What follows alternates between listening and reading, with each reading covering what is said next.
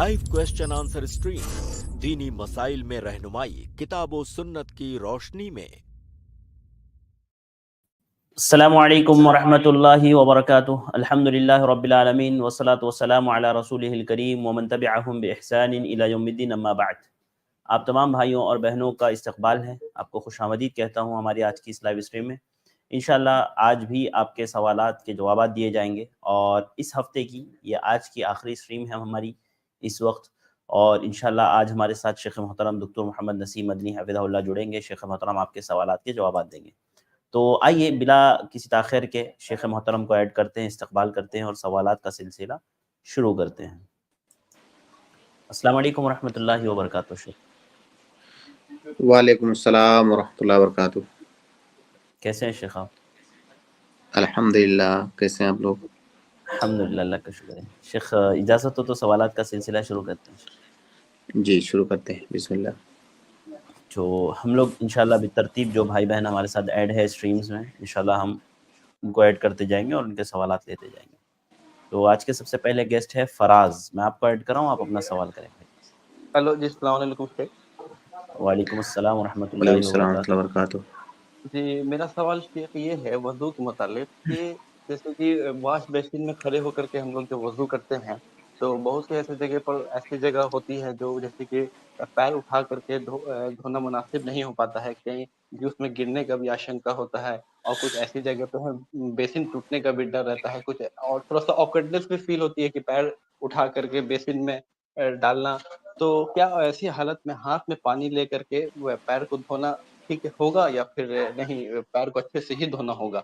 हाथ में पानी ले करके उसको वहाँ पर पूरे अच्छे से जगह से धोना ये कैसा है? जी बिस्मिल्लाह वल्हम्दुलिल्लाह वस्सलातु वस्सलामु अला रसूलिल्लाह। भाई का सवाल वज़ू से मुताल्लिक है कि कई दफ़ा हमें वॉश बेसिन में वज़ू बनाना पड़ता है और किसी ऐसी जगह होते हैं कभी इत्तेफाक से जहाँ पे पाँव उठा करके बेसिन में डालना मुनासिब नहीं लगता है किसी भी वजह से। तो ऐसी सूरत में क्या हाथ में पानी लेकर के नीचे ला के धो सकते हैं? देखिए मेरे भाई, वज़ू में जो असल मकसूद है या जो मतलूब है आपसे, वो ये कि आज़ाए वज़ू आपके धोए जाने चाहिए। और धोए जाने का मतलब ये है, फ़ुक़हा की इस्तिलाह में कहते हैं कि इमरारुल माई जरियन, आप यानी पानी को आज़ाए वज़ू पर इस तरह से डालना कि इतना पानी डालना कि वो पानी बह पड़े। ऐसा नहीं कि जैसे आपने हाथ भिगोया और भिगोने के बाद उसको पाँव पे फेर लिया, क्योंकि हाथ भिगो करके भी पाँव पे फेरेंगे तो पाँव भीग जाएगा। लेकिन सिर्फ इतना काफ़ी नहीं है, बल्कि पानी इतना होना चाहिए कि पानी जब आप डालें उज़ू पर, हाथ पर या पाँव पर या जिस उज़ू को भी आप वज़ू में धो रहे हैं, जब आप पानी डालें तो इतना पानी हो कि वो बहे।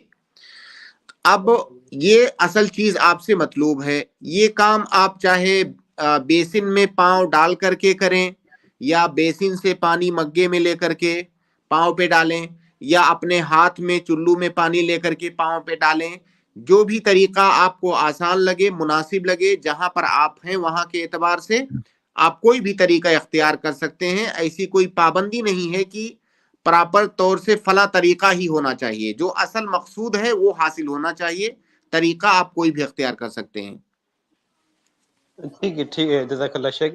एक सवाल और मेरा था शेख कि जो दरूद जी शरीफ के मुताबिक कि जो हमें बताई गई कि जुमे के दिन कसरत से दरूद पाक पढ़ो और ऐसे भी ज़िक्र करो, तो क्या उस ज़िक्र का भी तादाद मुतय्यन की गई है कि 100 मरतबा या 500 मरतबा ऐसी? या और उसी में से एक दूसरा सवाल ये है कि ये क्या दरूद इब्राहिम जो पूरा है वो पूरी पढ़नी होगी ज़िक्र में या फिर अल्लाहुम्मा सल्ली अला मुहम्मदिन व अला आलि मुहम्मद तक भी पढ़ें तो हो जाएगी वो दरूद?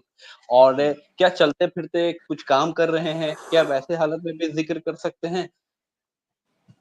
हाँ, जुमा के दिन दरूद पढ़ने की ख़ास फजीलत आई हुई है, लेकिन दरूद की तादाद मुतय्यन नहीं की गई है कि आप इतनी तादाद में पढ़ो। आप जी। जितनी कसरत के साथ पढ़ सकते हो, जितनी आपको तौफीक हो, जितना मुयस्सर हो, उतना आप पढ़ें। जहाँ तक ताल्लुक है सेगे का कि कौन से सेगे के साथ दरूद पढ़ेंगे, وہ تمام صیغے جو اللہ کے نبی صلی اللہ علیہ وسلم کی احادیث کے اندر وارد ہیں ان صیغوں میں سے کسی بھی صیغے کے ساتھ پڑھیں، کوئی حرج کی بات نہیں ہے۔ جیسے درود ابراہیمی کا آپ نے ذکر کیا، اسی طرح سے درود کے اور بھی صیغے ہیں جو دوسری روایتوں کے اندر وارد ہیں، ان میں سے کوئی بھی صیغہ آپ پڑھتے ہیں تو جائز ہے۔ اسی طرح سے اگر کوئی شارٹ میں اللہم صلی علی نبینا محمد کہتا ہے تو یہ بھی درود ہے، لیکن اگر کوئی ایسا صیغہ استعمال کرتا ہے جو احادیث کے الفاظ نہیں ہیں تو اسے یہ معلوم ہونا چاہیے کہ یہ ماثور صیغہ نہیں ہے، لیکن پھر بھی وہ جائز ہے، کیونکہ اصل مقصود درود بھیجنا ہے۔ ماثور صیغے کے ساتھ اگر درود بھیجتے ہیں تو یہ افضل ہے، اس میں کوئی شک نہیں، کیونکہ اللہ کے نبی صلی اللہ علیہ وسلم کے سکھائے ہوئے الفاظ ہیں۔ لیکن اگر آپ اپنے الفاظ میں بھی درود بھیجتے ہیں تو درود بھیج سکتے ہیں۔ آپ نے ذکر کی بات کیا، جیسے درود کے بارے میں آپ نے پوچھا کہ چلتے پھرتے بھی کیا پڑھ سکتے ہیں؟ بالکل پڑھ سکتے ہیں، آپ کھڑے ہو کر پڑھ سکتے ہیں، بیٹھ کے پڑھ سکتے ہیں، لیٹ کے پڑھ سکتے ہیں، کوئی کام کرتے ہوئے چلتے پھرتے بھی پڑھ سکتے ہیں، گاڑی باقی چلاتے وقت یہی، بھی۔ ہاں بالکل بالکل۔ اور یہی مسئلہ ذکر کا بھی ہے، آپ ذکر و اذکار بھی اگر کرنا چاہتے ہیں تو چلتے پھرتے بیٹھ کے جیسے آپ چاہیں اس طرح سے ذکر و اذکار کر سکتے ہیں، جیسا کہ قرآن کے اندر اللہ رب العالمین نے کہا ہے قیاما وقعودا وعلی جنوبہم، یہ جو آیت ہے کہ وہ مومنین کھڑے ہو کر بھی ذکر کرتے ہیں، بیٹھ کر بھی ذکر کرتے ہیں، لیٹ کر بھی ذکر کرتے ہیں۔ تو ذکر کرنے کے لیے ضروری نہیں ہے کہ آپ بیٹھ کر کے یا کسی خاص حالت اور کیفیت میں آ کر کریں، آپ کسی بھی حالت میں ہوں اس میں آپ ذکر کر سکتے ہیں، کوئی حرج کی بات نہیں انشاءاللہ۔ جزاک اللہ شیخ، جزاک بارک اللہ فیکم، بہت بہت شکریہ فراز بھائی۔ اگلے گیسٹ ہیں امتیاز، آپ اپنا سوال کریں۔ السلام علیکم۔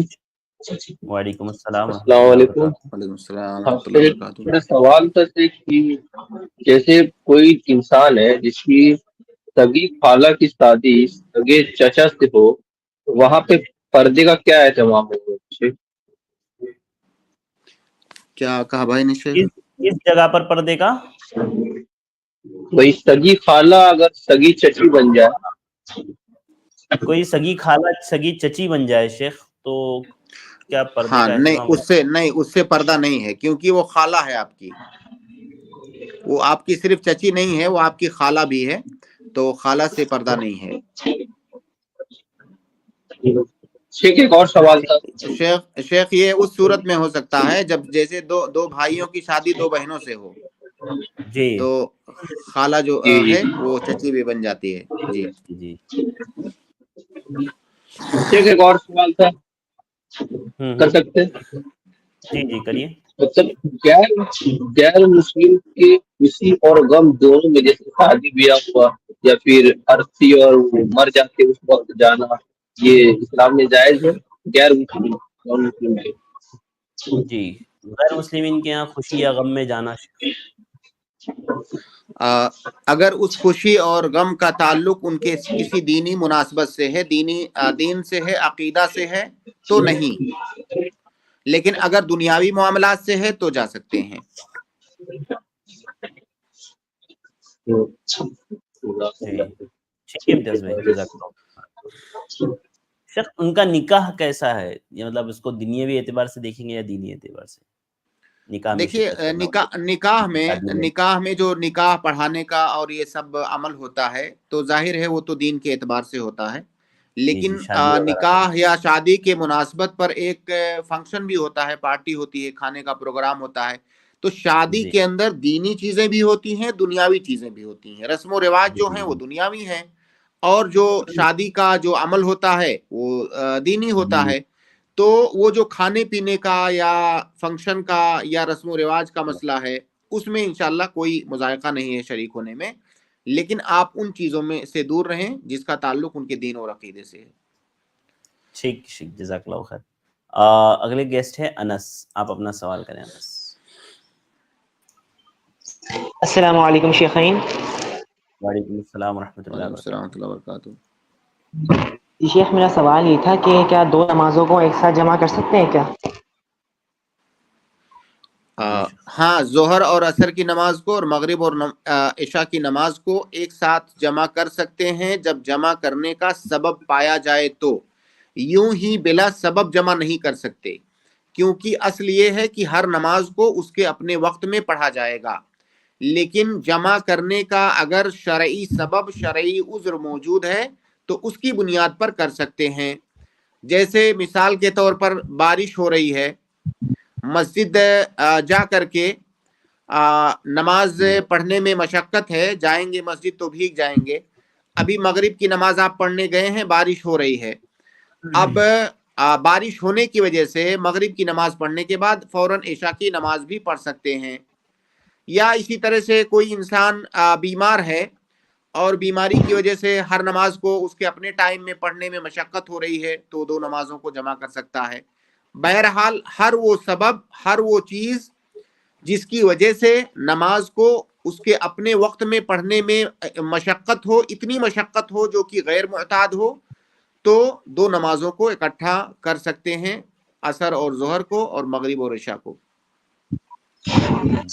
شیخ تو یعنی سبب پایا جائے گا کہ شیخ میں نے نا ایک روایت پڑھی تھی حضرت ابن عباس سے، وہ یہ کہتے ہیں کہ انہوں نے رسول اللہ صلی اللہ علیہ وسلم کو دیکھا کہ عام طور پہ بھی نبی صلی اللہ علیہ وسلم نے بغیر بارش کے، بغیر سفر کے اور بغیر کسی ڈر خوف کے نبی صلی اللہ علیہ وسلم نے دو نمازوں کو ملایا، تو میں چاہتا ہوں اس کی وضاحت بھی کر دیں شیخ۔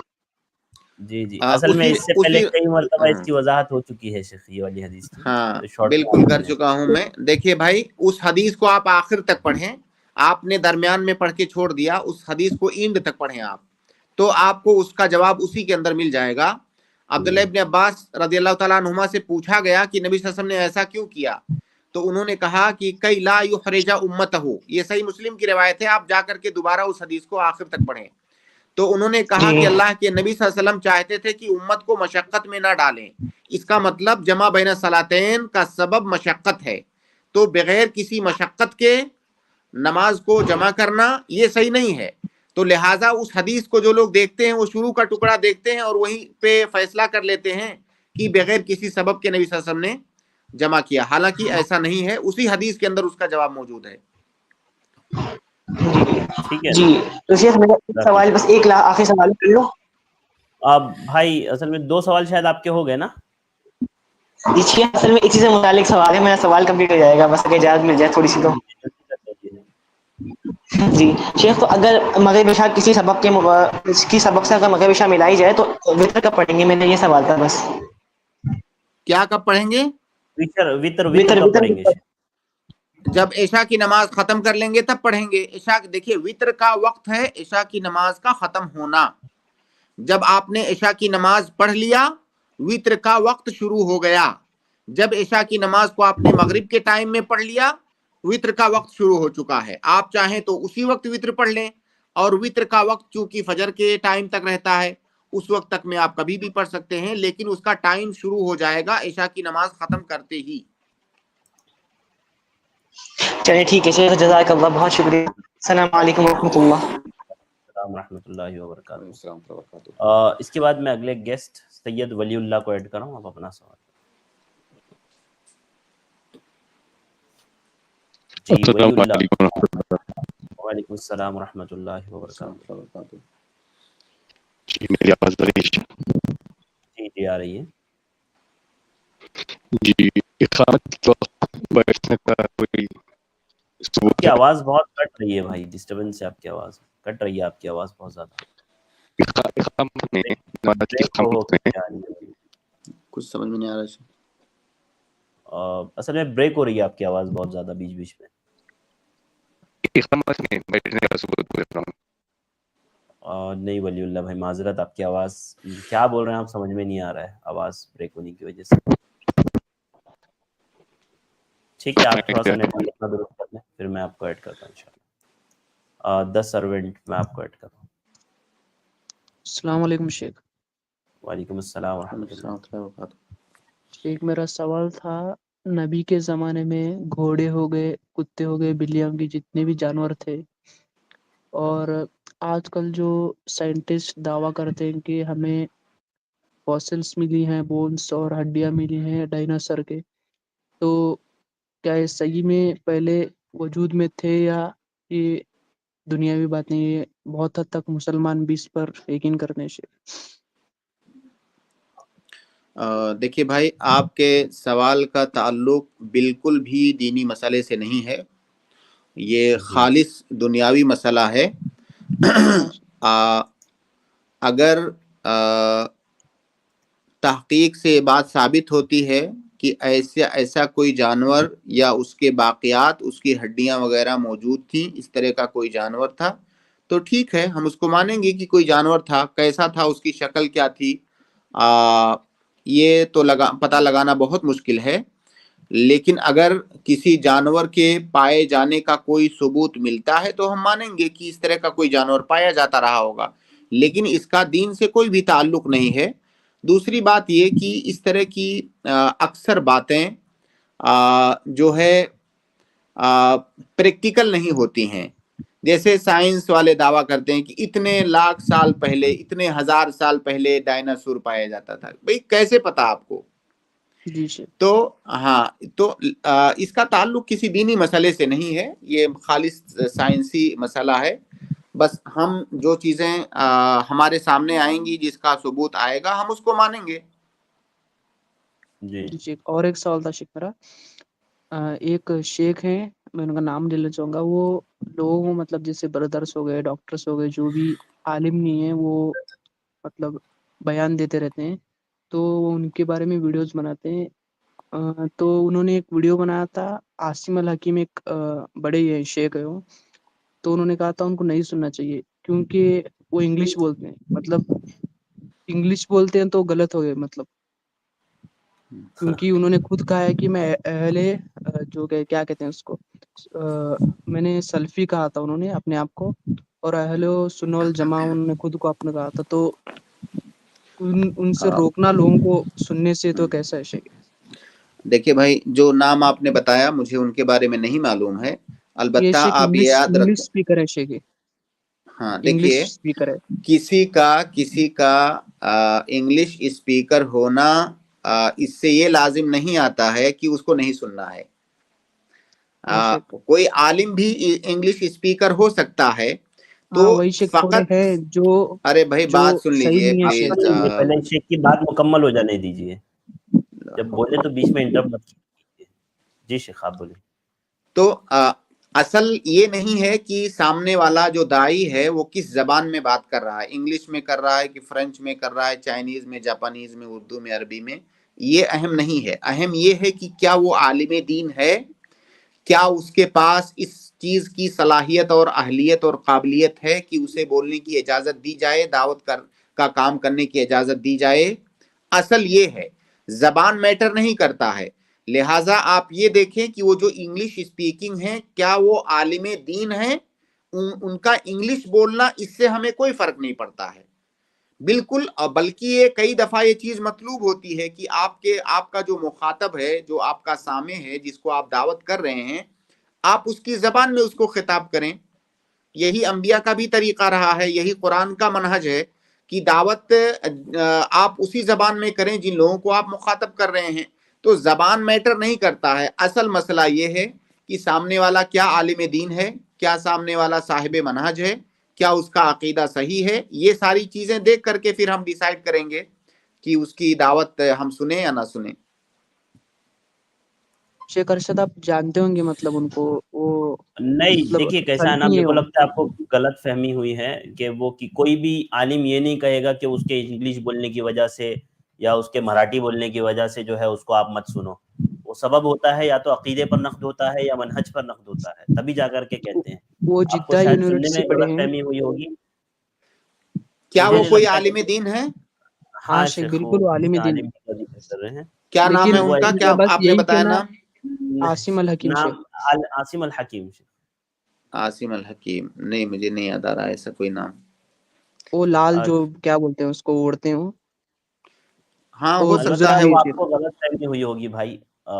آپ ایک مرتبہ کوئی بھی عالم آپ کو اس لیے نہیں روکے گا کہ وہ انگلش اسپیکنگ ہے. بھائی ظاہر ہے, مان لیجیے کوئی میں جو بول رہا ہوں امریکہ وہ جو شیخ ہیں جی ہمارے انڈیا کے, ان کو شاید پتہ نہیں ہوگا, وہ بس بول دے کہ انگلش میں بول رہے ہیں تو سنیے مت ایسے ویسے, تو اس لیے میں بول رہا تھا کیونکہ نہیں ہم نہیں, لوگ بہت لوگ سنتے ہیں, سلفی لوگ لے تو کیا بہت سنتے ہیں ان کو. آپ کے پاس وہ کلپ ہے؟ اگر کلپ ہو تو اگلے اس میں آپ اسٹریم میں لے کر کے آئیے, ہمیں سنائیے, جہاں پہ وہ اس لیے منع کر رہے ہوں کہ ان کو اس لیے مت سنو کیونکہ وہ انگلش بولتے ہیں. ہاں ٹھیک ہے شیخ, دیکھتا ہوں میں, آؤں گا. اور ایک شیخ مطلب جیسے میں نے پہلے آئی پلس دیکھنا شروع کیا تھا تو آپ کا نام دیکھا تھا ڈاکٹر, تو مجھے بھی کنفیوژن ہونا تھا عالم ہے کیا ہے, تو برا نہ مانے تو بتا سکتے ہیں مطلب. یہ پی کیا ایچ ڈی کی کہاں سے؟ ڈگری ہے, یہ نا شیخ نے دکتورا کیا ہوا ہے, پی ایچ ڈی کیا ہوا ہے فقہ میں, اچھا عربی سے فقہ میں, اچھا مدینہ یونیورسٹی سے شیخ نے پی ایچ ڈی کیا ہوا ہے. اور آپ کو پتا ہوگا کہ جو کسی بھی لینگویج میں جب وہ پی ایچ ڈی کرتا ہے نا تو اس کو دکتورا کا یا ڈاکٹر کا لقب ملتا ہے. بالکل شیخ, تو یہ وہ وہی شیخ مجھے کنفیوژن تھا, ڈاکٹر پوچھنا گولی تھا والے بہت دن سے. ڈاکٹر نہیں ہیں. ہاں ہاں شیخ, ہاں یہ پی ایچ ڈی کیا ہے شیخ نے. ٹھیک ہے جزاک انشاءاللہ. اللہ خیر شیخ. اور بھی لوگ ٹھیک, ہوں گے, جی میں بارک اللہ دیکھتا ہوں فیک, شیخ بہت کو بہت کلپ میں لے کے آنے کی کوشش کرتا ہوں. ٹھیک. اس کے بعد میں اگلے گیسٹ کو ایڈ کر رہا ہوں, انور, میں آپ کو ایڈ کر رہا ہوں, آپ اپنا سوال کریں. السلام علیکم شیخ. وعلیکم وعلیکم السلام. السلام ورحمۃ اللہ وبرکاتہ. شیخ جو میرا سوال تھا وہ کچھ حدیث سے ریلیٹڈ تھا.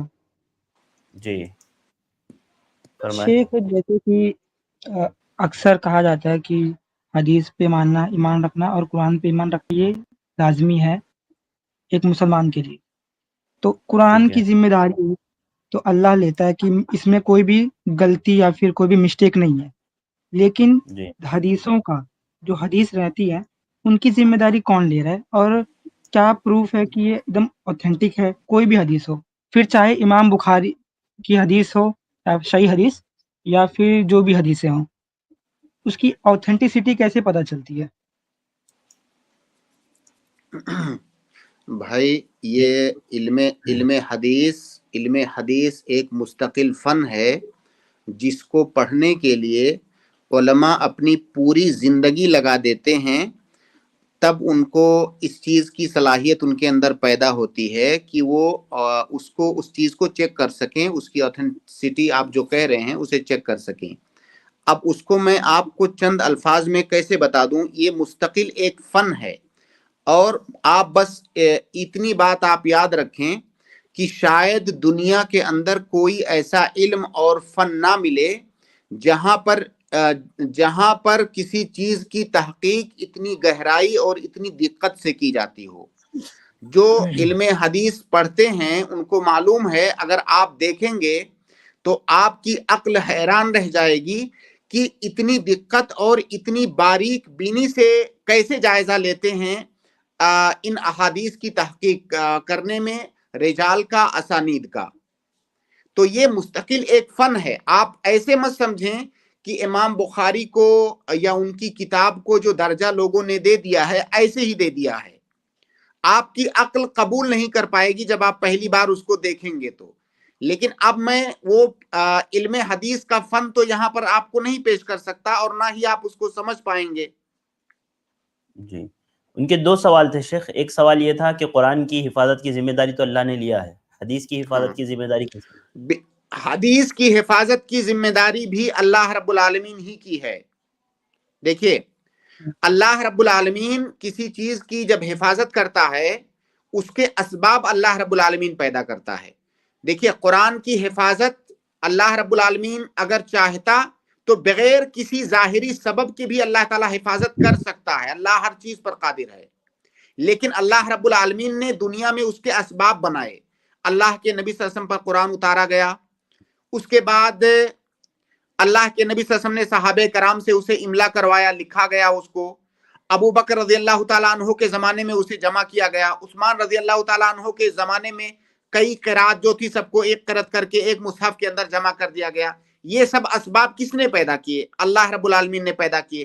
اب قرآن ہمارے پاس ایک کتاب کی شکل میں موجود ہے, قیامت تک کے لیے انشاءاللہ وہ اسی طرح سے محفوظ رہے گا.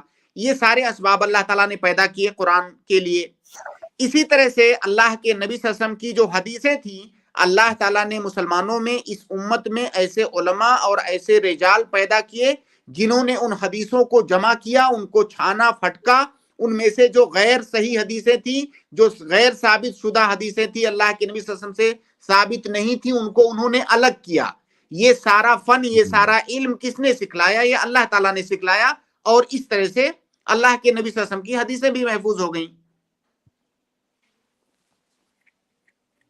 لیکن شیخ میرا سوال جو ہے کہ آتھینٹسٹی ہم کیسے، اگر جیسے مجھے کیسا ہے کہ ایمان میں کیسے لاؤں اس چیز پہ کہ صحیح بخاری ایک دم صحیح ہے، فل آتھینٹک ہے، یہ چیز کا مطلب کیا کر سکتے ہیں؟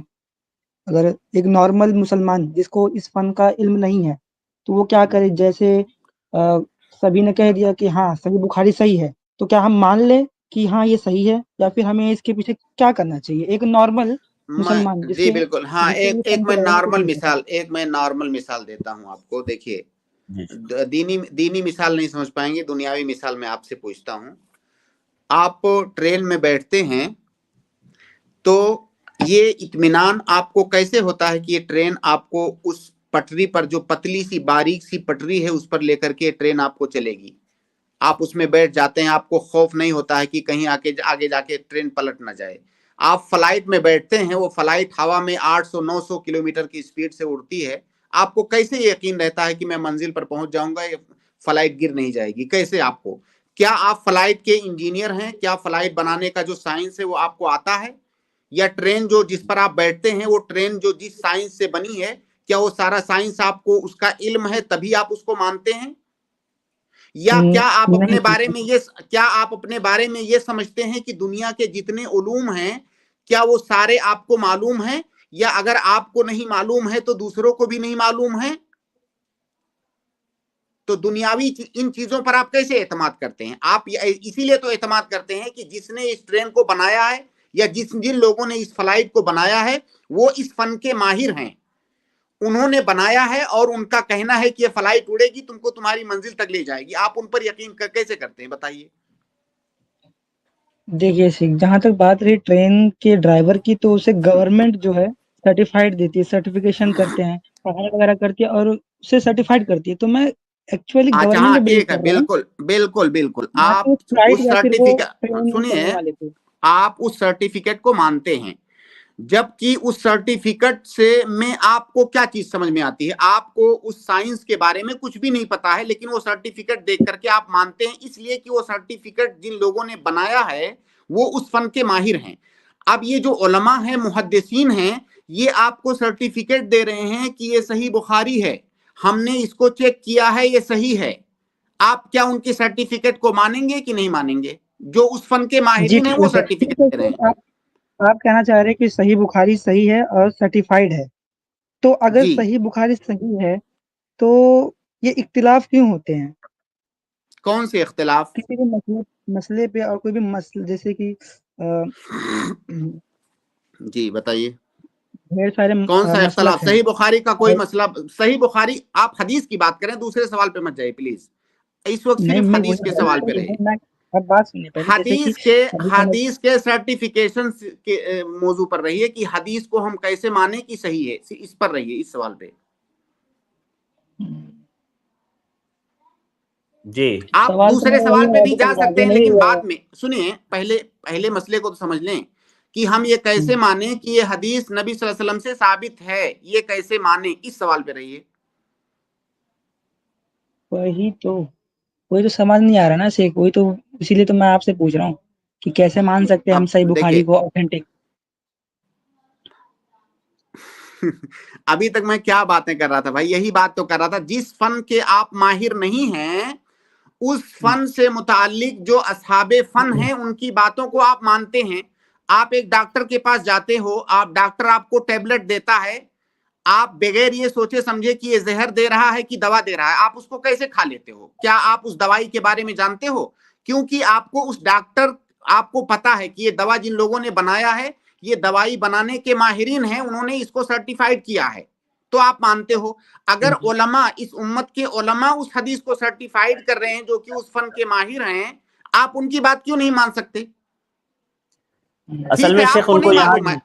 جی جی، سمجھ گیا، میں سمجھ گیا، آپ کہنا چاہ اصل رہے میں ہیں ان کو کہ یہ نہیں امام سمجھ میں آ رہا بخاری ہوگا نا شیخ کہ یہ فن ہے۔ حدیثیں جو ہوتی ہے نا، ایک منٹ انور بھائی، ان کو یہ سمجھ میں ڈاؤٹ ہو رہا ہے نا شیخ کہ اگر حدیثیں ہیں تو پھر اتنے فرقے بننا یا مسائلوں میں اختلاف ہونا نہیں یہ تو سب پھر کیوں ان ہوتا کو پھر یہی سوال کرنا چاہیے نا.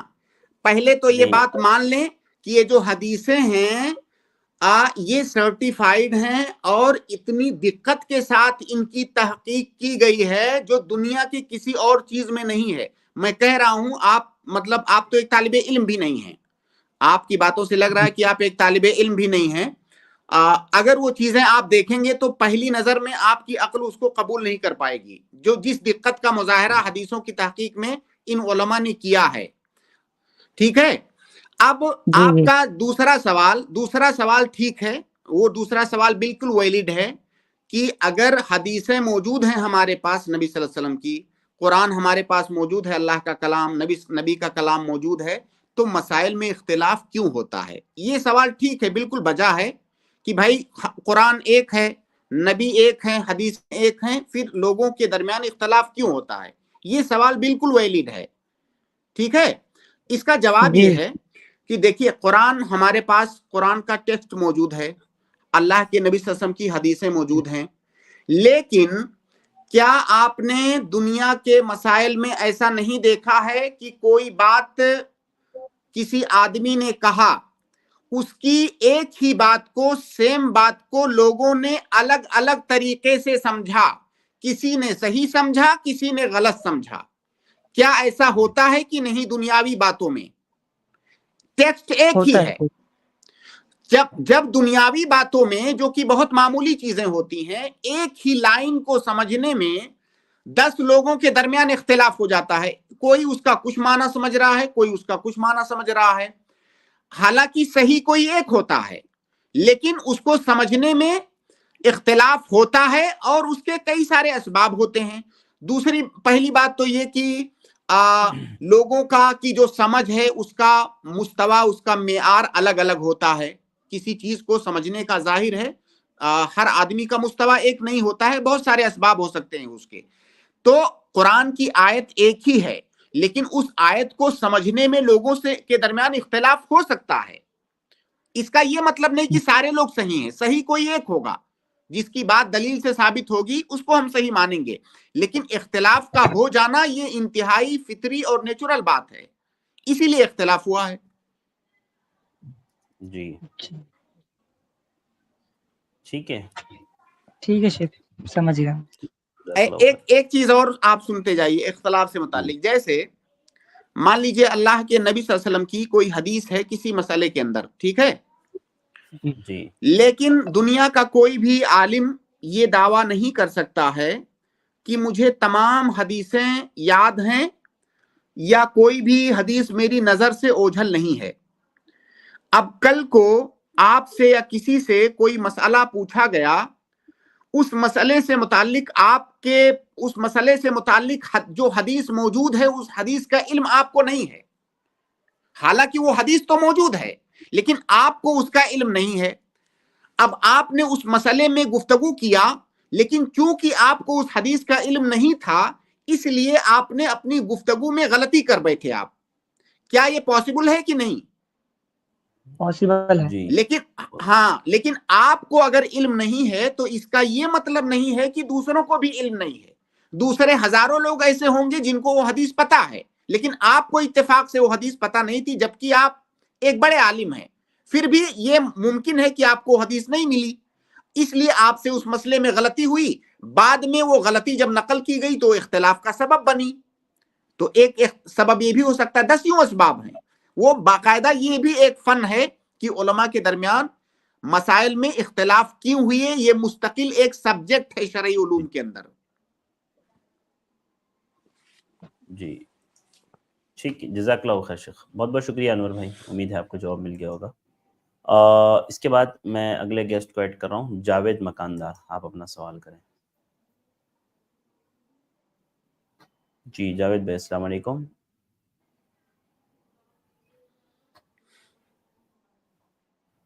جاوید بھائی آپ کو آواز آ رہی ہے ہماری؟ ٹھیک ہے، اور شاید جاوید بھائی کی آواز نہیں پہنچ پا رہی ہم تک.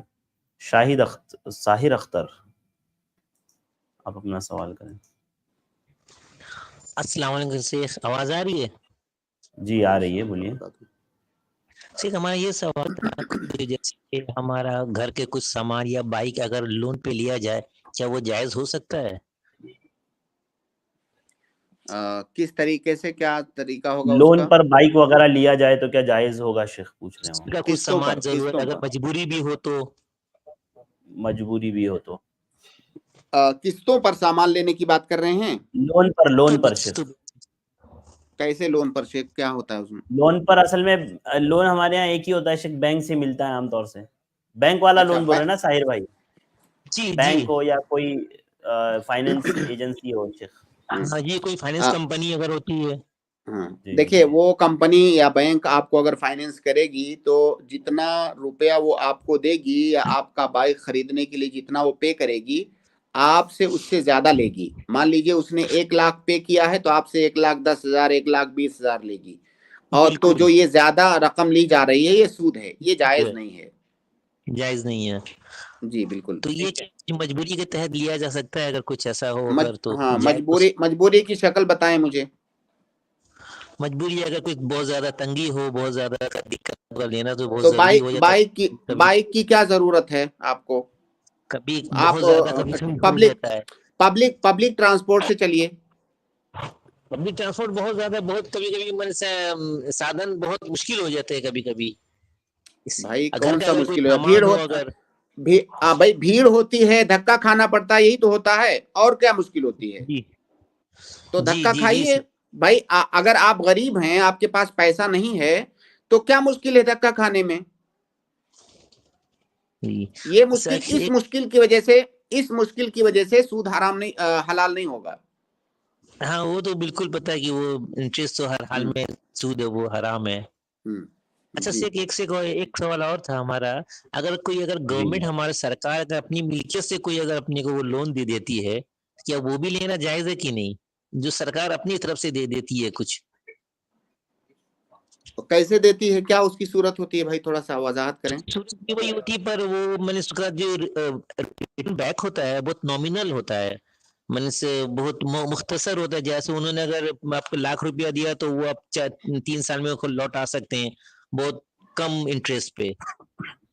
अगर 1 रुपया भी इंटरेस्ट देना पड़ रहा है तो ये जायज नहीं है, हराम है। तो वो तो जीरो गवर्नमेंट अपनी मिल्कियत दे रही है, सरकार अपनी मिल्कियत से दे रही है वो सूद, वो लोन, वो कर्ज आपको सरकार देती है।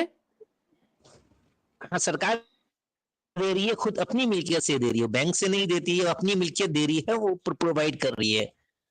और जब उसको पे करेंगे तो पे कौन करेगा लास्ट में?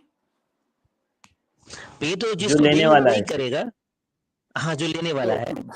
तो भाई इससे कौन सा फर्क पड़ता है? आप सरकार दे रही है या अरशद भाई दे रहे हैं, कोई भी लोन दे रहा है, और अगर आपसे 1 रुपया ज्यादा ले रहा है तो इस दोनों सूरतों में कोई फर्क थोड़ी है।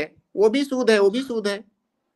मतलब सूद क्या इसलिए फर्क है? हराम नहीं है कि वो बैंक दे रहा है, सूद इसलिए भाई आप ये मत वही समझे कहने का साहिर भाई। मतलब बैंक तो पूरा नहीं सूद नहीं पे नहीं चलता है, पर भाई सूद कोई भी दे, मैं दूं, अरशद भाई जी दे, बैंक दे, गवर्नमेंट दे, कोई भी दे सूद पर कर्ज, तो वो हराम है।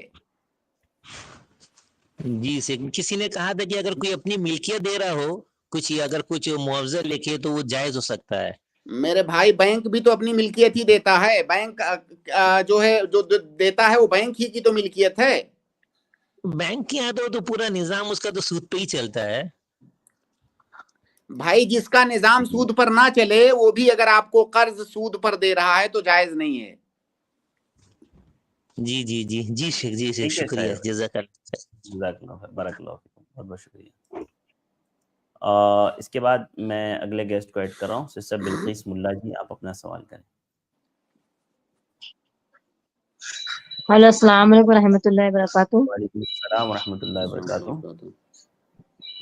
सर मेरा सवाल है, सर ने तो बताए थे कि अगर अपने वितर की नमाज समझो सुबह नमाज के लिए नहीं उठे, ताजुद के लिए मतलब सो के रहे, या तो तबीयत अच्छी नहीं है, तो अगर वितर रहेगी तो 2-2 रकात करके पढ़ेंगे क्या? तो बोल रहे हो 4 रकात फिर पढ़ना पड़ेंगी, 3 रकात नहीं, 3 के बदले हम 4 पढ़ेंगे, तो 2-2 रकात करके पढ़ेंगे क्या?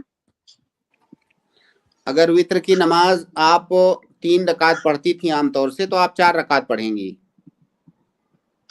हाँ, लेकिन 2-2 रकात करके पढ़ेंगे? हाँ, दोनों तरीका से पढ़ सकती हैं, 2-2 रकात करके भी पढ़ सकती हैं, एक साथ 4 रकात भी पढ़ सकती हैं। हाँ, और मेरे जो पोतियाँ हैं ना, वो स्कूल जाती है, तो उनकी वहाँ स्कूल में ज़ोहर की नमाज़ होती है, रोज़ाना मतलब। तो उनके कभी मेरे बच्चों के ना कभी वो रुकू में मिल जाते हैं, कभी एक रकात छूट जाती है, तो फिर वो बच्चे क्या लास्ट में रकात पूरी करेंगे क्या? हाँ, बिल्कुल पूरी करेंगे। जैसे कोई भी जो जमात में पढ़ता है नमाज, अगर उसकी जो रकातें छूटी हैं शुरू में, वो रकातें पूरी करेगा। अब वो चाहे घर में हो, मस्जिद में हो, मदरसे स्कूल में हो, इससे कोई फर्क नहीं पड़ता है। अगर आप जमात में जाती हैं, आपकी 1 रकात 2 रकात जो भी छूटी है, लास्ट में आप उसको कंप्लीट करेंगी। मतलब वो इमाम ने सलाम फेरने के बाद? जी हाँ, जिसे इमाम क्या के कहा? सलाम फेरने के बाद ही मुकम्मल करते हैं ना नमाज को, जो छूट हाँ, गई है। जब इमाम, देखिए अल्लाह के नबी सल्लल्लाहु अलैहि वसल्लम की हदीस है कि मा अदरकतुम फसल्लु व मा फातकुम फातिम्मु, कि जब जमात में जाओ, जितनी नमाज मिले इमाम के साथ उतनी पढ़ो, और जो छूट गई है उसको कंप्लीट करो। जब इमाम सलाम फेर देगा तो आप खड़े होकर के उतनी रकातें कंप्लीट करेंगे। हाँ, चलो शुक्रिया। आज 3 दिन से कोशिश कर रहे हो, आज नंबर लगा। जी, जी, हाँ, अल्हम्दुलिल्लाह। चलो बहुत-बहुत शुक्रिया सर, हाँ, बहुत शुक्रिया। बहुत-बहुत शुक्रिया सर। इसके बाद मैं अगले गेस्ट को ऐड कर रहा हूँ, बदर खान। बदर खान साहब, आप अपना सवाल करें। अस्सलाम वालेकुम। वालेकुम अस्सलाम व रहमतुल्लाहि व बरकातुहू। जी, मेरा सवाल अभी जो एक कंट्रोवर्सीज चल रही है ना मुफ्ती तारिक मसूद की, उससे रिलेटेड है कि अगर किसी से जानबूझ के या अनजाने में कोई गुस्ताखी हो जाए, तो उसका मतलब क्या, वो माफ़ी मांग ले तो ख़त्म हो जाता है क्या? जैसा उन्होंने माफ़ी मांग ली अभी, तो उससे रिलेटेड मेरा सवाल है। मतलब लोग फिर भी अभी वो शेयर कर रहे हैं और फिर उनके बारे में कुछ भी बातें कर रहे हैं मतलब। देखिए, एक होता है आपने जो गलती की है शरीयत से मुताल्लिक, आपने अल्लाह ताला से माफ़ी मांग लिया, तौबा कर ली, आपके और अल्लाह के दरमियान जो चीज़ है इंशाअल्लाह वो मसला हल हो गया, आपने अल्लाह ताला से तौबा कर लिया। लेकिन दूसरा मसला ये आता है कि आपने जो कोई ब्लंडर किया है और वो ब्लंडर सोशल मीडिया पर वायरल हो रहा है, तो उस ब्लंडर के बारे में बात करना, उस पर रद्द करना, वजाहत देना, ये जरूरी है। क्योंकि आप जो है एक एक फर्द के पास जाकर के थोड़ी माफी मांग पाएंगे कि भाई मैंने जो बोला था वो गलत हो गया, मैं जो है सॉरी बोल रहा हूं, मुझसे गलती हो गई। अब वो आपका मैसेज अगर पूरे सोशल मीडिया पर वायरल हो रहा है, तो जो उसका जवाब दिया गया है, उस पर रद्द किया गया है, जो उसकी वजाहत की गई है, वो वजाहत भी वायरल होना चाहिए। वरना ठीक है, आपने जो माफी मांगी वो सारे लोगों तक नहीं पहुंची, आपने जो वजाहत दी वो सारे लोगों तक नहीं पहुंची, लेकिन वो जो आपका ब्लंडर है वो तो पहुंच रहा है ना लोगों तक। तो इसलिए ठीक है, आपने माफी मांगी, अल्लाह रब्बुल आलमीन माफ करने वाला है, लेकिन वो गलती जो हुई है, उस गलती की जो तस्हीह है वो भी सोशल मीडिया पर जाना चाहिए, हर खास और आम के पास, ताकि कोई उसको पढ़ करके, उसको सुन करके उससे गुमराह ना हो, उसके अंदर बदाखीदगी ना आए। तो इसमें कोई हरज नहीं है कि उसका रद्द लिखा जाए, उसका जवाब लिखा जाए, ताकि सारे लोगों तक वो चीज पहुंच जाए। वो चीज पहुंचने के बाद में भी अगर मैं वो चीज को शेयर करके फिर अरे उनके भाई, खिलाफ अब उसको क्यों खींच रहे हैं आप? क्या मुझसे कोई हुक्म लगवाना चाहते हैं? नहीं, पर लोगों ने देखिए, अब लोग करेंगे, आप लोगों को तो रोक नहीं सकते ना। हाँ, अगर किसी ने माफी मांग लिया, शेख वही बात कर रहे हैं कि भाई जब जितना तुम्हारी बात जितनी फैली है ना, तो तुम्हारा जो गलती का कबूल करना है वो भी उतना ही फैलना चाहिए। जी, जज़ाकल्लाह खैर। हाँ, उसमें गलती की कबूलियत की नौइयत ये होनी चाहिए ना कि मेरे से गलती हुई है इस मामले में। जी। हाँ, इधर उधर वो जो है अगर मगर इफ बट ये सब नहीं होना चाहिए। और दूसरी बात एक और बात भी सुनते जाइए। हर आदमी, देखिए दुनिया में अक्लमंद आदमी वो है जिसको अपनी हैसियत का पता है। जैसे आप यहाँ सवाल करने आए हैं ना, अब यहाँ सवाल करते हुए आप इस तरह से इस एटीट्यूड में अगर सवाल करें कि आप बहुत बड़े आलिम दीन हैं, तो इसका मतलब आप अपने आप को नहीं पहचानते हैं, और अपने आप को ना पहचानना ये बहुत बड़ी हमाकत होती है। अक्लमंद इंसान वो है जो अपनी हैसियत जानता है। कोई भी जी इंसान जो दावत का काम कर रहा है उसको अपनी हैसियत, अपनी पहुंच का उसको अंदाजा होना चाहिए कि मेरी कितनी पहुंच है और मैं कहां तक जाकर के बोलूं। जहां आपकी जी पहुंच नहीं है वहां उंगली करने की क्या जरूरत है आपको, है ना। सही बात, जैसे जी सही बात। मतलब कुरान है, हदीस है, शरीयत है, ये कोई इंटरटेन का सामान थोड़ी है कि सही आप लोगों को जो है मजाहिया चुटकुले छोड़ रहे हैं, इंटरटेन कर रहे हैं। अगर इंटरटेन करना है तो उसके लिए अलग बाकायदा मौजूद है प्लेटफॉर्म, उस पे कीजिए। कुरान के साथ तो मत ऐसा कीजिए ना। तो ये ऐसा, ये बलंडर क्यों होता है जब आदमी अपने आप को अक्ले कुल समझने लगता है। अक्ले कुल, देखिए जो गलती उन्होंने की है, अरबी जबान का एक छोटा तालिबे इल्म वो नहीं करेगा, लेकिन चूंकि उनको अपना मकाम नहीं पता है, अपने मकाम से बहुत ऊपर जाकर के आप जब बोलोगे तो आपसे गलती होगी, ऐसी ही होगी।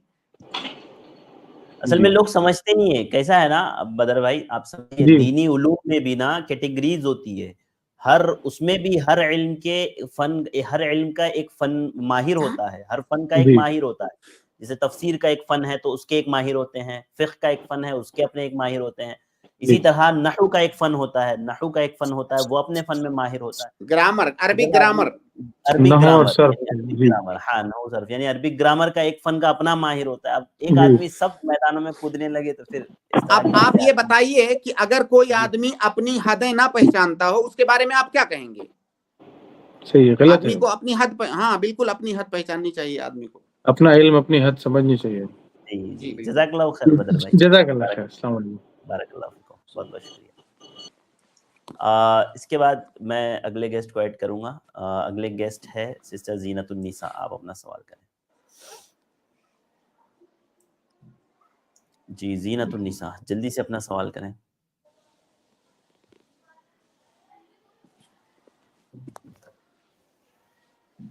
ठीक है, शायद सिस्टर की आवाज़ नहीं आ रही है। मुबारक आलम, जी मुबारक आलम साहब, अस्सलाम वालेकुम। वालेकुम सलाम। जी बोल फरमाएं, रहे क्या हैं सवाल है आपका? अकीका में बड़े जानवर दे सकते हैं क्या? अकीका बड़े जानवर में भी किया जा सकता है क्या शेख? नहीं, अल्लाह के नबी सल्लल्लाहु अलैहि वसल्लम से अकीके के सिलसिले में जितनी भी हदीसें वारिद हुई हैं सब में छोटे जानवर का जिक्र है, जबकि अल्लाह के नबी सल्लल्लाहु अलैहि वसल्लम के ज़माने में बड़े जानवर मौजूद थे, गाय मौजूद थी, ऊँट मौजूद था। उसके बावजूद भी किसी एक हदीस में नबी सल्लल्लाहु अलैहि वसल्लम के किसी एक अमल में, सहाबा के किसी एक अमल में बड़े जानवर से अकीका करना साबित नहीं है। इसका मतलब ये हुआ कि जो चीज़ मतलूब है वो छोटा जानवर मतलूब है, लिहाजा बड़े जानवर से आप अकीका मत करें, छोटे जानवर से करें। मौलाना और एक सवाल है, जी मतलब फरमाएं मुबारक भाई। जो मेरा ये हमको बोल रहा है कि तुम घर छोड़ के चले जाओ, तुमको जगह जमीन कुछ नहीं मिलेगा, तो मैं उस हालत में क्या करूँ? कौन बोल रहा है?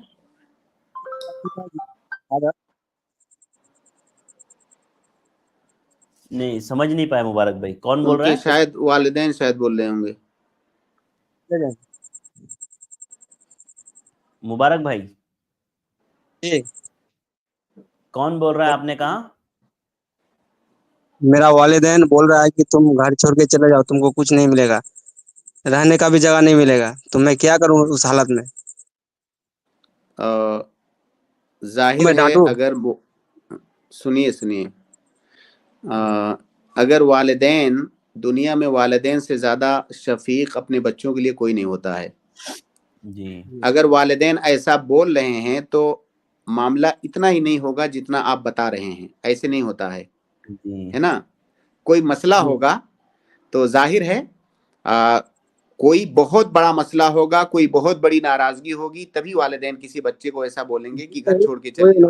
नाराजगी नहीं है, कोई नाराजगी नहीं है, लेकिन फिर भी भगा दे रहा है। क्या दुश्मनी है आपसे उनको? नहीं है, जो भी पैसा सब दे दिए हैं कमा के, पहले सब कुछ कर दिए हैं, अब ये बोल रहा है कि तुम जाओ, नहीं मिलेगा तुमको यहाँ। मेरे भाई आप अपने वालिद साहब को लेकर के आइए इस स्ट्रीम में, ऐसे नहीं होता है भाई। वो रिएक्शन का कुछ तो एक्शन होगा भाई। जी नहीं, कोई एक्शन कैसा होता है मतलब ना, इसमें ये मतलब किसी के और भी दूसरे बेटा है तो उसको देगा सब कुछ। तुम यहाँ से चले दुनिया जाओ। में भाई आपकी बात को कोई भी नहीं कबूल कर पाएगा कि ऐसे ही कोई बाप बोलेगा कि घर छोड़ के चले जाओ। आप अपने वालिद साहब को लेके आइए स्ट्रीम में, हम उनसे बात करेंगे इंशाल्लाह, उनसे हाँ आपके लिए सिफारिश करेंगे। जी। और एक बात है मौलाना साहब कि मेरे बारे में अगर कोई बुराई करता है, मैं उसको देख लेता हूँ कि मेरा बुराई करता है। जैसे मैं कुछ बात बोला तो मैं दूसरों को जाके बोल दिया, उसके बारे में गंदा बात नहीं बोले हैं, फिर भी वो जाके उसको बोल देता है, तो मैं उसको देख लेता हूँ, तो मैं उसको क्या करूँ? क्या कहा भाई ने शेख, मैं समझ नहीं पाया भाई ने ये इसको। कहा कि मेरे बारे में कोई गलत बात किसी के सामने कहें, हालांकि मैंने वो ना की हो, और मुझे पता चल जाए, मैं उस शख्स को देख रहा हूँ जिसने मेरे बारे में कहा है, तो मुझे क्या करना चाहिए? आप जो है उसका अगर जवाब दे सकते हैं, नरमी के साथ जवाब दे दीजिए। जो गलत फहमी आपके बारे में पैदा हो रही है, उस गलत फहमी को दूर कर दीजिए जवाब दे करके उसका, कि भाई मैंने ऐसा नहीं कहा है। जो आदमी ऐसा कर रहा है वो गुनहगार है। अगर कोई आप पर कोई तोहमत लगा रहा है तो तोहमत लगाना तो बहुत बड़ा गुनाह का काम है, उस पर आपको इंशाल्लाह अजर मिलेगा। आप मजलूम हैं। अगर ऐसा ही है जैसा आप कह रहे हैं, तो इस शर्त के साथ कि अगर आपका सवाल सही है तो आप मजलूम हैं, आपको इस बात का हक है कि आप जो है आपके बारे में जो गलत फहमी फैलाई जा रही है आप उसका जवाब दें। और सामने वाला इंसान गुनहगार है, अगर वो आपसे माफ़ी नहीं मांगता है तो उसका बदला अल्लाह ताला आपको देगा आखिरत में। लेकिन अगर आपका जवाब सही, सवाल सही है तो जी जी मेरे को अल्लाह देख रहा है, मैं अपने जगह में ठीक हूँ, अपने जगह में ठीक हूँ, फिर भी मेरा मतलब ये कर रहा है कि ये बात बोला है और दूसरों आदमी को जाके बोल देता है। उसके बारे में कुछ नहीं बोला हूँ, बल्कि कुछ नहीं बोला, फिर भी उसको जाके बोल दिया, फिर वो हमको आके मतलब डांट रहा है। अगर आप हक पे हैं तो इंशाल्लाह अल्लाह ताला आपके साथ है। ठीक है इंशाल्लाह, जज़ाकल्लाहु खैर शेख। बाप के साथ जो ऐसा हो रहा है ना, तुम चले जाओ घर छोड़ के, तो कोई दूसरा आदमी लगा हुआ है कि आपके बारे में कुछ बोल रहा है, वो सब उसी बात में हमको बोल रहा है भाग जाओ यहाँ से। चलिए अल्लाह आपके मामले को आसान करे, हाँ, मुबारक। आप अपने वालिद साहब को लाइए। ठीक है शेख, जज़ाकल्लाहु खैर, जज़ाकल्लाहु खैर मुबारक भाई। शेख अरशद जी शेख। अल्लाह के नबी सल्लल्लाहु अलैहि वसल्लम की हदीस है, गालिबन हज़रत अली को उन्होंने सिखाया कि ला तक़दियन्ना बैन इस्नैन हत्ता तस्मा मिन अस्सानी कमा समीअत मिन अल-अव्वल। जब दो लोगों का मामला हो तो उसमें फ़ैसला उस वक्त तक ना करो जब तक फ़रीक़े सानी से भी आप उसी तरह बात को ना सुन लो जैसे फ़रीक़े अव्वल से आप सुने हो, है ना। तो बहरहाल इस तरह के जो फैमिली मैटर होते हैं, बहुत अक्सर लोग ऐसा ही करते हैं कि अपना जो है पक्ष वो रखेंगे आपके सामने, सामने वाले का नहीं। तो बहुत मुश्किल होती है ऐसे मसाइल में। इसलिए मैं आपसे भी और सुनने वालों से भी ये गुजारिश करूंगा कि कभी भी ऐसा मसला हो, ये मुजर्रब बात है, कभी भी ऐसा मसला हो जब दो लोगों के दरमियान इख्तलाफी मसला हो कोई भी, तो जब तक आप दोनों को ना सुने आप किसी नतीजे पर ना पहुंचे। यही तरीका है दो लोगों के दरमियान फैसला करने का। एक वाकया छोटा सा मैं शेयर करूंगा, उसमें नसीहत है सबके लिए। ये बहुत ज़्यादा होता है, आपके पास कोई आदमी आया, आपने उसकी बात सुना, अपनी मजलूमियत की दास्तान उसने सुनाया, आप जोश में आ गए, उसके लिए आपने उसको मजलूम मान लिया, जबकि वो पता चलेगा बाद में कि वो जालिम है खुद ही। हजरत उमर का गालिबन वाकया है, एक उनके अहद खिलाफत में एक आदमी उनके पास दौड़ा दौड़ा आया, उसकी एक आंख निकली हुई थी, किसी ने एक आंख फोड़ दी थी। तो जो है वहां पे जो लोग बैठे थे वो तैश में आ गए कि किसने इसकी आंख फोड़ दी। उसने कहा फला ने मेरी आंख फोड़ दी है।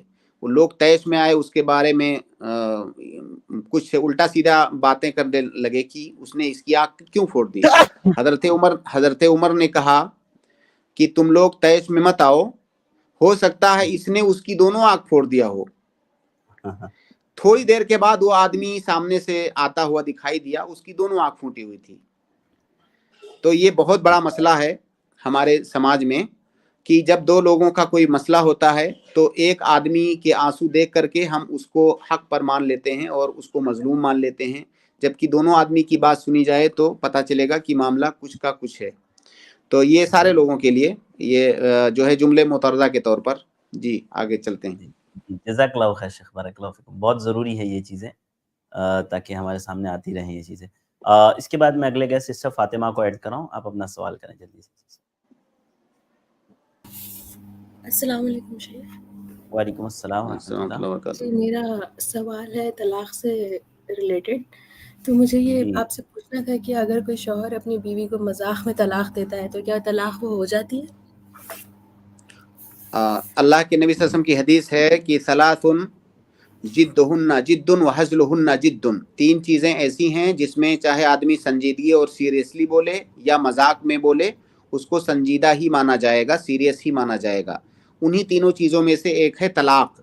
अगर कोई तलाक के साथ मजाक करता है, अपनी बीवी को मजाक मजाक में तलाक बोल रहा है, तो वो तलाक वाक़े हो जाएगी, क्योंकि तलाक ये शरीयत का एक हुक्म है और शरीयत का हुक्म मजाक बनाने के लिए नहीं है। वो खिलवाड़ अगर कर रहा है, मजाक कर रहा है उसके साथ, तो तलाक वाक़े हो जाएगी। जी शेख। और जो ये 3 तलाक का जो मसला है शेख, अगर कोई शौहर अपनी बीवी को 3 तलाक दे दे तो वो भी वाक़े हो जाएगी तीनों के 3? एक ही बार में? जी हाँ, एक ही बार में। नहीं, एक ही बार में एक ही तलाक वाक़े होगी, 3 नहीं होगी, एक ही होगी। जी। और अगर एक तलाक दे चुका है शौहर और उसकी इद्दत में ही दूसरा तलाक दे, तो क्या वो 2 तलाक होगी या 1 तलाक होगी? पहली तलाक जब दिया और बीवी इद्दत गुजार रही है, तो उस इद्दत में वो दूसरी तलाक नहीं दे सकता। जब तक वो सुनिए, जब तक उस औरत से वो रुजू नहीं कर लेता है, तब तक उसको तलाक कैसे देगा? वो औरत तो ऑलरेडी मुतल्लका है, मुतल्लका को कैसे तलाक देंगे? आप कॉमन सेंस से सोचिए, जो औरत मुतल्लका है उसको कैसे तलाक? तो ऑलरेडी मुतल्लका है और तलाक ही की तो इद्दत गुजार रही है, तो उसको दोबारा तलाक कैसे दे सकते हैं? लिहाजा जब तक उससे रुजू नहीं कर लेगा, अपनी ज़ौजियत में दोबारा नहीं ले लेगा, तब तक उसको दूसरी तलाक नहीं दे सकता। जी शेख। तो शेख मेरा सवाल एक और ये भी है कि अगर कोई शौहर अपनी बीवी को तलाक दे और उसके बाद रुजू ना करे और फिर एक तलाक दे दे, लेकिन वो दोनों साथ तलाक में दे रह रहे हैं बिना रुजू करे, पहली तलाक इद्दत के अंदर? जी हाँ, इद्दत के अंदर। उसका कोई एतबार नहीं है, कोई एतबार नहीं, वो लग़्व बात है। जी। और ये रुजू से आपके मतलब क्या मायने हैं शेख, आप ये बता सकते हैं? हाँ, बिल्कुल बता सकते हैं। जी, रुजू का मतलब है, जब शौहर ने अपनी बीवी को तलाक दिया तो अगली तीसरी माहवारी तक, 3 माहवारियां कंटिन्यू, तीसरी माहवारी तक वो औरत इद्दत में रहेगी। जब तीसरी माहवारी आकर के ख़त्म हो जाएगी, वो औरत गुस्ल कर लेगी, तब उसकी इद्दत ख़त्म होगी। इस दौरान वो शौहर उस बीवी से रुजू कर सकता है। रुजू का मतलब ये है कि वो उस औरत से बोल दे कि मैंने जो तलाक दिया था तुम्हें, मैं रुजू कर रहा हूँ, तुमको अपनी बीवी बना रहा हूँ। उसके फ़कत इतना बोलने से वो दोबारा उसकी ज़ौजियत में आ जाएगी। ये रुजू का मतलब है। जी शेख, ठीक है शेख, जज़ाकल्लाह खैर। बहुत बहुत शुक्रिया। शाहरुख शेख, मैं आपको ऐड कर रहा हूँ, आप अपना सवाल कर लें जल्दी से, शॉर्ट में बिल्कुल। अस्सलाम वालेकुम वरहमतुल्लाहि वबरकातुह। शेख आवाज आ रही मेरी? जी आ रही है, फरमाइए। शेख मेरा सवाल ये था कि जैसे अल्लाह सुब्हानो तआला ने सूरह नूर की 32वीं आयत में फरमाते कि जो लोग गरीब या कुंवारे हैं, बेनिकाह है, तो उनकी निकाह कर दो। अगर वो गरीब मिस्किन या गरीब कुछ हो गए तो अल्लाह उन्हें गनी कर देंगे। तो शेख मेरा सवाल ये था कि जब आप सल्लल्लाहु अलैहि वसल्लम और सहाबा साहबियात के दौर में निकाह आसान थे, तो ये आज के दौर में इतना मुश्किल क्यों हो गया और जीना शेख आसान हो गया? तो आप इसमें कुछ रहनुमाई फरमाए शेख। और शेख मतलब ऐसे कौन से 2-3 कारण है जिससे आप बुनियादी ऐसा निकाह आसान हो सके एक लड़का और लड़की के तरफ से, वो फरमा दीजिए शेख। जज़ाकुमुल्लाहु खैरन। ये तो बहुत अहम मौजू भी है और बहुत लंबा भी है। देखिए, निकाह आसान उस वक्त होगा जब निकाह को हम शरई अंदाज में करेंगे। ख़ास तौर से अभी जो निकाह के सिलसिले में फजूल खर्चियाँ हो रही हैं, निकाह से बहुत सारे तकल्लुफ़ात को जो जोड़ दिया गया है, उन तकल्लुफ़ात को पूरा करने के चक्कर में बहुत सारे लोगों की निकाह में ताख़िर होती है। बहुत सारी लड़कियों की शादी टाइम से इसलिए नहीं हो पाती है کہ ان کے پاس ان کے باپ کے پاس جہیز دینے کے لیے نہیں ہوتا ہے. تو سب سے بڑی رکاوٹ اس زمانے میں تو یہی ہے. جو جہیز کا سسٹم یا شادی بیاہ میں جو لمبی چوڑی جو ہے خرچ لمبا چوڑا خرچ کرتے ہیں، وہ سب سے بڑا سبب میں سمجھتا ہوں بہت سارے علاقوں میں. اسی طرح سے دوسرا ایک سبب یہ ہے کہ لوگوں کا جو معیار ہو گیا ہے لڑکی کے انتخاب میں یا لڑکے کے انتخاب میں، وہ معیار شریعت کے معیار سے ہٹا ہوا ہے. شریعت نے کہا لڑکی دیندار ہے شادی کر لو، لڑکا دیندار ہے شادی کر لو. لیکن اگر آپ نے یہ معیار بنایا ہوا ہے کہ اپنی بچی کے لیے مجھے انجینئر چاہیے، ڈاکٹر چاہیے، وہ اس کا جو ہے اتنا بڑا بزنس چاہیے، وہ اس کی مالی حیثیت ایسی ہونی چاہیے، تو ظاہر ہے اپنے اس معیار پر آپ لڑکا تلاش کریں گے تو پھر جو ہے آپ کو مشکل ہوگی. تو جو شریعت نے معیار چنا ہوا تھا اس معیار کو چھوڑ کر کے لوگوں نے اپنے معایر بنا رکھے ہیں، یہ بھی ایک بڑا سبب ہے. اور بھی بہت سارے دسیوں اسباب ہو سکتے ہیں، لیکن یہ دو بڑا میجر سبب ہے میری نگاہ میں. ٹھیک ہے جزاک شیخ، اللہ وہ خیر. جیسے شیخ جائز لینے والا گنہگار ہے، ویسے کیا دینے والا گنہگار نہیں ہے؟ کیونکہ لوگ ایسے بھی موجود ہے جو نکاح تو کرنا چاہتے ہیں بغیر دہیج کے، مگر لوگ کرتے نہیں کیونکہ وہ تھوڑے کم کماتے یا غریب ہے. تو اس میں تو کیا ایسا معاملہ ہے ہے؟ انشاءاللہ آپ اگلی اسٹریم میں آئیں تو پھر ہم دونوں تفصیل سے بات کرتے ہیں اس پہ. آپ یہ بتائیے ٹھیک ہے آپ کی شیخ، شادی ہو ٹھیک گئی ہے، ہے؟ آپ کی ہو گئی ہے نہیں؟ ٹھیک ہے شیخ. نہیں میری نہیں ہوئی شیخ، آپ دعا کریں انشاءاللہ. تو جہیز لینے کا ارادہ ہے کہ نہیں؟ شیخ بالکل نہیں، ایک دم آسان مطابق، اور آپ کو بھی کوشش کروں گا بلانے کی شیخ دعوت میں انشاءاللہ. انشاءاللہ انشاءاللہ. اچھا جزاکم ایک اللہ بات خیرن شیخ، السلام ہے آپ علیکم. کے لیے بھی اور سب کے لیے بھی کہ دیکھیے آپ لوگ ایڈ ہوتے ہیں، بہت اچھی بات ہے اور یقیناً اس میں آپ لوگوں کا فائدہ ہے، لیکن تھوڑا سا نا آپ ایثار کا جذبہ اپنے اندر رکھیے، قربانی کا، کہ آپ پہلے آئے ہیں انشاءاللہ آپ کو اجر ملے گا. لیکن میں دیکھتا ہوں کنٹینیو کمنٹس میں کچھ لوگ کہتے ہیں بھائی ہم شروع سے جڑے ہوئے ہیں، ہم شروع سے جڑے ہوئے ہیں.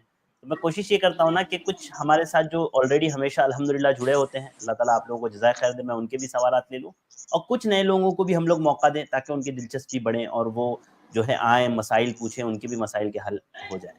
تو جن بھائیوں کو، جن بہنوں کو موقع نہیں مل پاتا ہے شروع سے جوائن ہونے کے بعد بھی، تو وہ یہ سمجھے کہ آج ہم نے ہمارے بھائی کی مدد کر دی ہے اور آج ہم نے ان کو موقع دے دیا ہے انشاءاللہ. ٹھیک ہے شیخ، معذرت چاہتا ہوں شیخ، معذرت چاہتا ہوں. جزاکم اللہ خیرن. السلام علیکم شیخ.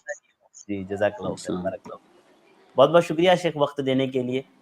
وقت ہمارا مکمل ہوا تو یہیں پر آج کی اسٹریم کو ہم لوگ یہ ختم کرتے ہیں. جزاک اللہ خیر، انشاءاللہ اگلے ہفتے ملاقات. بارک اللہ فیکم. السلام علیکم و رحمۃ اللہ. آمین انشاءاللہ. السلام. تمام ناظرین کے لیے ایک اور بات وہ یہ کہ ابھی 9:30 بجے ہماری ایک اور اسٹریم ہے اظہار حق کی، جو جیسے کہ آپ جانتے ہیں پہلے یہ فرائیڈے کو ہوا کرتی تھی، لیکن اب یہ وینسڈے ہوتی ہے. رات 9:30 سے 4 گھنٹے کی اسٹریم ہوتی ہے الگ الگ موضوعات پر. آج کا موضوع اصول بدعت ہے. پچھلے ہفتے بھی ایک اسٹریم ہوئی ہے اصول بدعت کے موضوع پر. اس ہفتہ پارٹ 2 ہے اصول بدعت پر. تو آپ لوگ کہیں جائیے گا نہیں، ابھی تھوڑی دیر میں 9:30 بجے ایگزیکٹ ہماری یہ دوسری اسٹریم سٹارٹ ہوگی. ضرور بھی ضرور آپ جو ہے ہماری اس پروگرام سے جڑے، انشاءاللہ آپ کو بہت سارے بدعات کے اصول اور بہت ساری چیزیں اس سے متعلق آپ کو انشاءاللہ پتہ چلے گی. آج کے لیے بس اتنا ہی، مجھے دیجیے اجازت، انشاءاللہ پھر ملاقات ہوگی. وآخر دعوانا الحمدللہ رب العالمین. السلام علیکم ورحمۃ اللہ وبرکاتہ.